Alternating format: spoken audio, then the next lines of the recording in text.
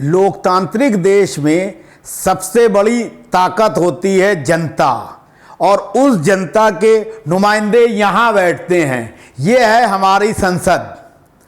संसद में बैठकर जन कल्याणकारी योजनाओं और कानूनों को बनाया जाता है जो देशवासियों को उन्नति की ओर ले जाए।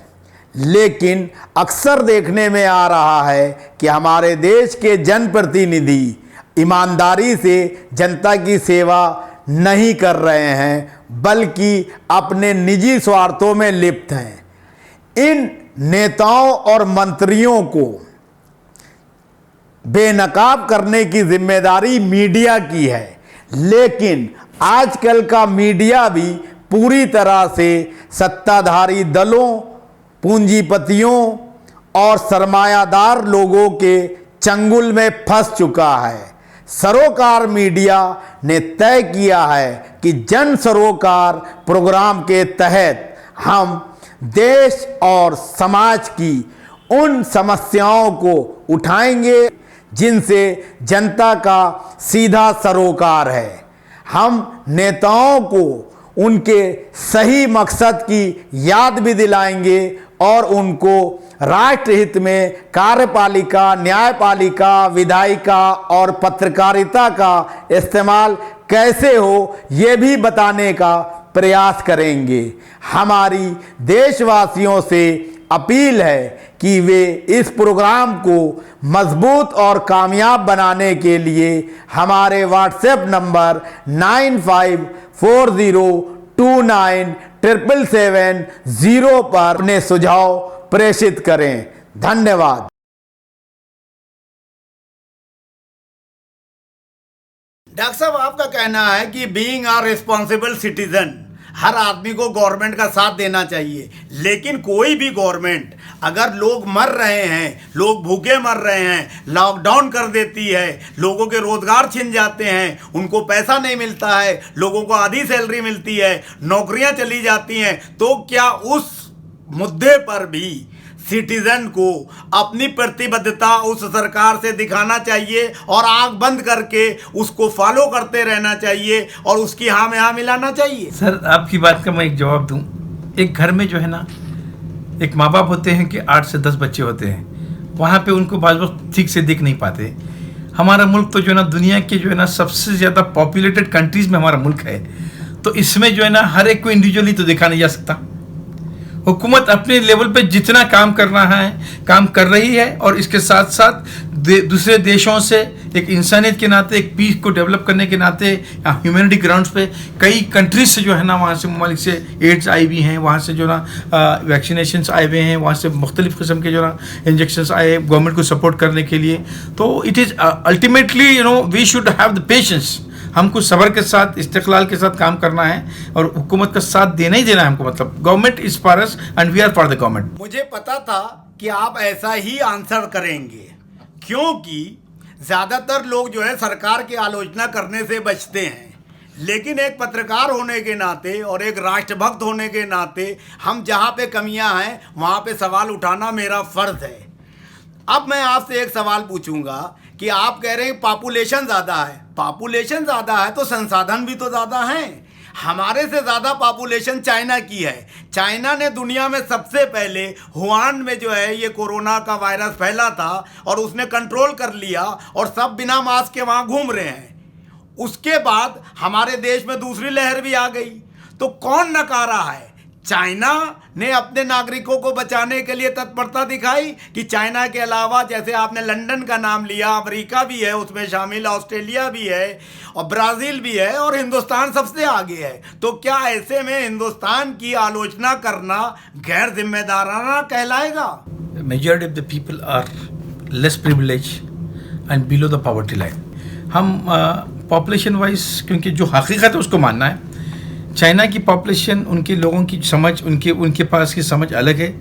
Most of them are educated and those even among us also are educated. They know how to do the prevention, don't know how to control themself. जिस हद तक जिस हिसाब से अपना कंट्रोल करना करते हैं। और हमारी भी गलतियां हमें देख लेने दीजिए। हमारी अवाम, हम लोगों ने जो गलतियां की भी है, यानी हुकूमत के कौन से बताए हुए जो नियमों को हमने उसका पालन किया हुआ है।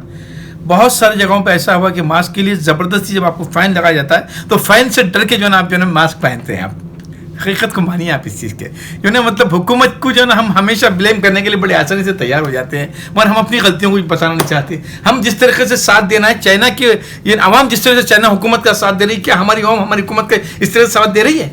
मुझे बताइए आप ये बात। मुझे ये भी आंसर पता था। अब इसी पे एक काउंटर और, जब हमारे देश के प्रधानमंत्री, मुख्यमंत्री और विपक्ष के नेता लाखों करोड़ों लोगों की भीड़ इकट्ठा करके भाषण करते हैं, रैलियां करते हैं बिना मास्क के, और फिर वो नेता ये अपेक्षा करते हैं कि सरकार जो आदेश जारी करे जनता उसको माने, ये कैसी बात है? खुद तो जो है उन पदों पे चलो ना, उस चिन्हों पे चलो ना, उस रास्ते पे चलो ना, और दूसरों को उसकी नसीहत दो, तो क्या ये संभव है? ऐसा जो है करना जायज़ है क्या? एक पीस एम्बेसडर होने के नाते आप विश्व में शांति की बात करेंगे और खुद अशांत होंगे? सर आप जो बात कर रहे हैं, देखिए जो गलत है तो गलत है, जो सच है तो सच है। किसी ने अगर इस तरह से किया हुआ है तो वो गलत है, उनकी गलती है, उनका हम विरोध भी करना चाहिए उस बात का। ऐसा नहीं कि उनकी जो ना गलतियों पे पर्दा डाला जाए। तो अब बात यह है कि हम इन मुद्दों को लेने के बजाय हम कंस्ट्रक्टिव वे में, पॉजिटिव वे में हम जो है ना हमारा रोल हम कैसे अदा करके जो है ना हम इस क्राइसिस से कैसे निकल सकते हैं, हमको वो देखना है। हम अगर हम मुद्दों में जाएंगे, हम जो है ना एक दूसरे पे क्रिटिसाइज करने जाएंगे तो वो बात वहीं की वहीं रह जाएगी। हम जो है ना एकजुट होकर, क्या हम में ये नेचर है, क्या हम सोचते हैं, हम गवर्नमेंट एक तरफ बात करती है और आवाम एक तरफ जाती है। गवर्नमेंट एक आपको सलाह देती है, आपको जो ना कहा जा रहा है कि भाई वैक्सीनेशन आपके लिए इंपॉर्टेंट है, लीजिए वैक्सीनेशन। इससे पहले 2-3 प्रेस मीट में अटेंड किया हुआ, भाई वैक्सीनेशन के बारे में बताया जा रहा है, उसके बारे में कई रिसर्च हो रही है, भाई that is good for your health, for your self, for your safety, but our people are not obeying that. आप दूसरे मुल्क ममालिक से कंपेयर कीजिए, आप दूसरे मुल्कों में कितनी अवेयरनेस से, कितनी तेज़ी से वैक्सीनेशन का इस्तेमाल हो रहा है, और हमारी कम्युनिटी में स्टिल पीपल आर डाउटफुल। अरे इसमें कुछ मिला हुआ होगा, इसके अंदर जो है ना कुछ मिलावट होगी, कहीं हमारे लिए कुछ नुकसान ना हो, कहीं ऐसा ना हो कि इससे बच्चे पैदा ना हो, कहीं ऐसा ना हो कि इससे कुछ हो जाए। इस तरह के क्वेश्चंस लेके बैठे हुए हैं, जबकि पढ़े लिखे लोग जब दूसरे मुल्क में देखिए आप, उनके पास कितना परसेंटेज हो गया वैक्सीनेशन लेने का, और हमारे पास जो है ना कितना कम हो गया। हम ये अपनी गलतियों को रख के हम इतना आसान समझ गए कि भाई हम विपक्ष में ठहरें और गवर्नमेंट को जो है ना ब्लेम करते जाएं। वैक्सीनेशन को सबको अडॉप्ट करना चाहिए और करना भी चाहिए, लेकिन हमारी सरकारें जो हैं वैक्सीनेशन की जो ड्राइव चला रही हैं उसमें जो है वैक्सीनेशन के लिए जो है वैक्सीन ही नहीं उपलब्ध है। प्रधानमंत्री नरेंद्र मोदी साहब ने करोड़ों वैक्सीन जो है पड़ोसी देशों में भेज दी, और जो कंपनियां 2 मुख्य थीं उनको जो है वैक्सीनेशन के लिए जो है ऑर्डर दिया गया था, उसके सर्वा जो है लंदन में जाके बैठ गए। जिस वक्त उनको स्टेट गवर्नमेंट्स को सप्लाई करना थी वो वहां चले गए। तो क्या ये मिसमैनेजमेंट नहीं है? अगर जनता जो है वैक्सीनेशन के लिए तैयार भी है तो फर्स्ट डोज लेने के बाद सेकेंड डोज जो है अवेलेबल नहीं है। ये केजरीवाल और चाहे जितने भी मुख्यमंत्री हों, जरूरी नहीं है कि विपक्षी दल के जो मुख्यमंत्री हैं, बीजेपी शासित प्रदेशों में भी वैक्सीनेशन के लिए जो है वैक्सीन की उपलब्धता कम रही। तो इसको किस नजरिए से आप देखते हैं? एक सच्ची अच्छी और कड़वी बात कहूँगा, जब अच्छे काम अच्छे लेवल पे होते हैं तो उसको नज़रअंदाज किया जाता है, जब छोटी सी गलती हो जाती है तो उसको पकड़ा जाता है, उसको इशू बनाया जाता है। तो यहाँ भी कुछ ऐसा ही हो रहा है। इतने मुल्कों से जो है ना वैक्सीनेशन आ रही है, गवर्नमेंट खुद ने कितना जो है ना भारत बायोटेक से तैयार किया हुआ है और सीरम से तैयार किया हुआ है, और जो है ना कोवैक्सीन है, और जो है ना दूसरे जो है ना वैक्सीनेशन है, ये सारे जो है ना मतलब कोविशील्ड है, ये पूरे जो है ना इतने बड़े लेवल पे तैयार हुए हैं, और हर जगह जो है ना मतलब गवर्नमेंट अपने अपने कैंपस डाल के काम कर रही है। हम हमारी गलती को क्यों नहीं देख रहे हैं? हम आवाम जो है ना इस तरीके से मेच्योर क्यों नहीं हो रही? बताइए आप, हो कि आगे क्यों नहीं आ रहे? भाई हाँ ठीक है, हम साथ देंगे, हम बराबर लेंगे। लोग अभी भी कर रहे हैं। इवन ये हालत है कि जो है ना कि लोग जो है ना आजकल पैसे देके जो है ना वैक्सीनेशन का सर्टिफिकेट खरीद रहे हैं। वैक्सीनेशन नहीं लेना चाहते हैं, बिना वैक्सीनेशन लिए के पैसे देके सर्टिफिकेट खरीद लेना चाहते हैं। इतना डर है उनको, जबकि उनको सारी तरीके से बताया जा रहा है। तो ये चीज़ों को हम अपनी ये मुद्दों को छोड़ना है। और इतनी जो है ना नॉन गवर्नमेंट ऑर्गेनाइजेशंस काम कर रही है, NGOs काम कर रही है, आगे आना चाहिए, गवर्नमेंट का साथ देना चाहिए। अगर उनके पास मैन पावर की कमी है, हम नो डाउट जिसके पास कुछ होगा मतलब जितने हद तक करना है करेंगे, मगर हम जो है ना खाली खामियों को पकड़ने के बजाय उनकी अच्छाइयों को भी हम रोशनी डाल सकते हैं। डॉक्टर साहब, बाबरी मस्जिद का मामला सुप्रीम कोर्ट से निपट गया।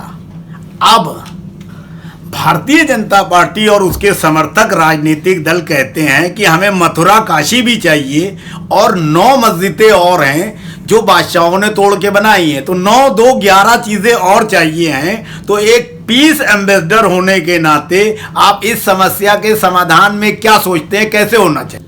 सर, ये सवाल बड़ा आपका दिलचस्प है, मगर मैं इस पर ज़्यादा चर्चा नहीं कर पाऊँगा, नहीं कर सकूँगा मैं, क्योंकि ये काम गवर्नमेंट का काम है। क्योंकि गवर्नमेंट को आवाम ने चुना है। गवर्नमेंट का जो वज़ीर आज़म होते हैं, जो ज़िम्मेदार होते हैं मुल्क के, वो एक अवामी नुमाइंदे होते हैं और उनको जो है ना सारे जो है ना मज़ाहिब के मानने वालों को एक जैसा ही देखना है। क्योंकि हमारे मुल्क में इस तरह की चीज़ें होती, हमारा मुल्क दूसरी जगह बदनाम होगा, दूसरे मुल्कों में, दूसरे देशों में बदनाम होगा, दूसरे देशों से लोग आना छोड़ देंगे। जब एक मुल्क जो ना है दुनिया में, मतलब एक सिस्टम बना हुआ है, we are like a family of all the countries, तो एक दूसरे को लेके चलना है। हम ये अंदरूनी मुद्दों से जो ना इंटरनेशनल इस पर जो ना बहुत बड़ा इम्पैक्ट पड़ेगा, मालूम है आपको, इसका बहुत बड़ा इम्पैक्ट पड़ेगा और गवर्नमेंट को जो ना खुद सीरियसली देख के उसको इंसाफ करना पड़ेगा उसको, क्योंकि ये कुछ शरपसंद अनासिर का काम होता है। कोई आपस में हिंदू मुसलमान ये नहीं चाहता आपस में ये करना या इस तरह के मुद्दों को उछालना। ये जो है ना कुछ शरपसंद अनासिर होते हैं, एंटी सोशल एलिमेंट जिसे कहा जाता है, वो लोग होते हैं अपने सियासी मकासद की खातिर, अपने जो है ना सियासी जो है ना मतलब दुकान को चलाने के लिए ऐसे मुद्दे जो है ना उठा के पब्लिक में जो है ना कन्फ्यूजन पैदा करके अपना उल्लू सीधा करना चाहते हैं, अपने वोट बटोरना चाहते हैं। वो उस चीज़ को मैं नहीं मानता, क्योंकि in the society of India we are such a country, हमारी गंगा जमनी तहजीब है। हम कभी भी नहीं चाहते, शुरू से उठा के देख लीजिए, हमने आज़ादी की लड़ाई हमने मिलकर लड़ी है। हिंदू, मुसलमान, सिख, ईसाई, हर जो है ना दलित, हर मज़हब के लोगों ने इसके लिए कुर्बानियाँ दी है। तो उसके बाद ये मुल्क बना है, ये मुल्क की तरक्की हुई। हम नहीं चाहते एक सेक्युलर हिंदू हो या सेक्युलर मुसलमान हो, सेक्युलर दलित हो या सेक्युलर क्रिश्चियन हो, सेक्युलर ईसाई हो, ये हरगिज़ नहीं चाहेगा कि इस तरह की बातें हो या इस तरह का माहौल पैदा हो। भारतीय जनता पार्टी और उसके सहयोगी लोग ही ये मुद्दा उठा रहे हैं, कोई विपक्षी लोग नहीं उठा रहे हैं। तो क्या सरकार की ये जिम्मेदारी नहीं है कि जो उसके सहयोगी या उसकी पार्टी से संबंधित व्यक्ति इस तरह के मुद्दे उठाते हैं उनको जेल की सलाखों के पीछे भेजा जाए और देश में लोकतांत्रिक व्यवस्था और सेकुलर राष्ट्र बनाया जाए? तब की बीजेपी और उसके समर्थक कहते हैं कि मैं हिंदू राष्ट्र बनाऊंगा। इस पर आपका क्या कहना है? हिंदू और मुसलमान इस देश की 2 आंख की तरह है और एक जिस्म की तरह है, एक कंप्लीट स्ट्रक्चर, एक बॉडी है। तो ये जो है ना इसको अलग नहीं किया जा सकता है। और बार बार कहूँगा, ये सियासी मुद्दे हैं, ये सियासी मुद्दे हैं, सियासी चीज़ें हैं। ये अपनी सियासत को गरमाने के लिए, इनोसेंट लोगों को जो ना परेशान करने के लिए, उनका वोट बैंक को जो ना मजबूत करने के लिए, अपने जो ना कम्युनिटीज़ को डिवाइड करके अपना उल्लू सीधा करने के लिए ऐसी बातें की जाती है। Being a responsible citizen of the country, being a responsible person, being a international piece ambassador, I never would allow or do the favor of such things, and I strongly condemn, even if the government or anybody in the government system is doing, I will not at all accept, and it should not happen. Our country is growing, let us grow together. हमको जो ना हो सकता है कि दूसरे देशों की तरफ से हमारे पास कुछ ऐसे गलत चीज़ें पैदा की जा रही है, आपस में लड़के जो ना ऐसे रहे और हम तरक्की कर रहे, ये भी बात हो सकती है। पिछले साल दिल्ली में जो है दंगे हो गए थे, उन दंगों का नेतृत्व एक तरीके से कपिल मिश्रा, अनुराग ठाकुर और साहेब सिंह वर्मा के बेटे प्रवेश साहिब सिंह वर्मा ने किया, और जिसमें अनुराग ठाकुर तो वित्त राज्य मंत्री भी हैं। और ये स्लोगन दिया गया, देश के गद्दारों को गोली मारो सालों को। पुलिस कमिश्नर ने भी उसमें सपोर्ट किया। क्या ऐसे हालात में ये माना जाए कि लोकतांत्रिक व्यवस्था से देश चल रहा है, संविधान के हिसाब से देश चल रहा है? कुछ लोगों के इशारे पर अपनी मर्जी से सरकार को चलाया जा रहा है और एक खास वर्ग को निशाना बनाकर उसको प्रताड़ित किया जा रहा है। इस पर आपका क्या कहना है विश्व शांति दूत की हैसियत से? इस तरह की घटनाओं की मैं कड़ी निंदा करता हूँ, और जो भी करते हैं वो उनका अपना एक सोच है, उनका एक नज़रिया है। यानी गवर्नमेंट में जो लोग बैठेंगे वो लोग जिम्मेदार होते हैं। न सिर्फ ये बात, आजकल देखिए आप, we are living in a global village. आज हम लोग ग्लोबल विलेज में जी रहे हैं। ऐसा नहीं कि पहले कुछ एक गली में भी होता तो दूसरी गली में पता नहीं चलता। आज हमारी कंट्री में कोई कहीं पे कुछ छोटा भी वाक़या हो तो पूरी दुनिया देखी उसको, और नाम किसका ख़राब होगा? हमारे मुल्क का नाम ख़राब होगा, हमें बदनाम किया जाएगा और हमें पीछे कर दिया जाएगा। तो ये इस तरह की सोच क्यों नहीं रखते ऐसा करने वाले लोग? तो मैं कहूँगा कि ये अवाम की गलती है। आवाम को जो है ना अपने नुमाइंदे को चूज करने से पहले, सेलेक्ट करने से पहले, इंतखाब करने से पहले सोचना चाहिए कि भाई हम कैसे आदमी को वोट डाल रहे हैं। वो सेक्युलर माइंडेड आदमी है या दुनिया को सबको लेकर चलने वाला आदमी है सोसाइटी में, या एक अपनी जो है ना हिंदुत्व राष्ट्र की बात कर रहा है या कुछ अलग बात कर रहा है। वो जो है ना आवाम की उसमें कुछ गलती है। सर, विश्व स्तर पर ईसाई कंट्री मुस्लिम कंट्री को निशाना बना रही हैं, जिसकी वजह है कि सऊदी अरब भी अमेरिका के दबाव में आ गया है और ज़्यादातर मुस्लिम कंट्री, टर्की को अगर छोड़ दिया जाए, बाकी सब जो है बड़े शक्तिशाली ईसाई देशों के एक तरह के नुमाइंदे बन गए हैं, उनके चमचे बन गए हैं, उनकी चापलूसी करते हैं, हाँ में हाँ मिलाते हैं। ऐसे में ख़ास तौर से मुस्लिम जो मुल्क हैं उनका भविष्य आप किस तरह से देखते हैं? जो बात कही अभी, मुस्लिम ममालिक जो है ना अमेरिका और इजराइल के दबाव में हैं और डर के उनसे जो है ना मतलब माहिदे कर ले रहे हैं, ऐसी बात नहीं होती। अगर मैं भी उस मुल्क का हुक्मरान हूँ तो मैं मेरी आवाम के हक़ में, मेरे जो लोग हैं, मेरे मुल्क के जो बाशिंदे हैं, उनके हक़ में क्या बेहतर है, हम कंट्री में कैसे डेवलपमेंट ला सकते हैं, कंट्री को कैसे डेवलप कर सकते हैं, और जो है ना नई नई टेक्नोलॉजी से हम कैसे इस्तेफादा कर सकते हैं, मैं ये चीज़ सोचूंगा। उनके हक़ में जो बेहतर है सोच के, और आने वाली जनरेशन को मैं कैसे कितना अच्छा टेक्नोलॉजी दे सकता हूँ, इस पॉइंट ऑफ व्यू से ही जो है ना अरब ममालिक आगे बढ़े हैं और इसराइल का साथ दे रहे हैं, अमेरिका का साथ दे रहे हैं, ना कि डर के साथ दे रहे हैं। उनको अगर डरना है तो जो है ना अगर मैं कहूँ तो आउट ऑफ द कॉन्टेक्स्ट हो जाएगी बात। एक यूनिटी अलग बना के अपना काम कर सकते हैं, मगर ऐसा नहीं है सबको मिलके, ये ऐसा नहीं कि ये क्रिश्चियन मुल्क है और ये मुस्लिम मुल्क है, इस तरीके से यानी इंटरनेशनल लेवल पे तो देखा नहीं जाता। एक जो है ना एक यूनिवर्सल ब्रदरहुड के हिसाब से हमारी ऑर्गेनाइजेशन जिसके लिए हम काम करते हैं, दबाव डालते हैं, उस पॉइंट ऑफ व्यू से काम करते हैं। अब अपने अपने सबके सोचने का और उसको समझने का ढंग अलग अलग है अपना अपना। लेकिन जिस तरीके से इजराइल को अमेरिका सपोर्ट करता है और वो एक तरफा फिलिस्तीन पे हमले करता है, वहाँ जान माल का नुकसान करता है, तो उस वक्त आप जैसे लोगों की संस्थाएं और यूएनओ मूक दर्शक क्यों बना रहता है, क्यों नहीं एक्शन लेता है समय पर? तो इसको क्या सोचा जाए कि चोर से कहो चोरी करो और शाह से कहो जागते रहो? सर, ये बात ऐसी नहीं है। ऐसे जब हाल ही में जो वाक़यात हुए इजराइल की तरफ से जो है ना फ़लस्तीन के मासूम अवाम पे जब हमले हुए, बमबारी भी की गई, मगर इसकी ऊपर कई देशों ने कड़ी निंदा की इस बात की और कई देश आगे आए, और बाद में इजराइल को समझ में आएगा कि जो है ना उसने जो किया गलत किया, तो फिर खुद ही उसने जो है ना मतलब सीज़ फायर करके विड्रॉ कर लिया। क्योंकि दुनिया भी तो देख रही है, दुनिया के हर ममालिक ने जो है ना, सेक्युलर ममालिक ने उसको जो है ना कड़ी निंदा की उस बात की कि भाई जो भी हुआ है गलत है। इंसानियत के नाते, इंसानियत के मतलब ह्यूमैनिटी ग्राउंड्स पे जो है ना उसको जो है ना ये करे, वो लोग बात की, कड़ी निंदा की गई उस बात की, और उसको इजराइल को मजबूर होकर सीज़ फायर करना पड़ा। शुक्रिया सर, अस्सलाम वालेकुम। वालेकुम अस्सलाम, थैंक यू सो मच।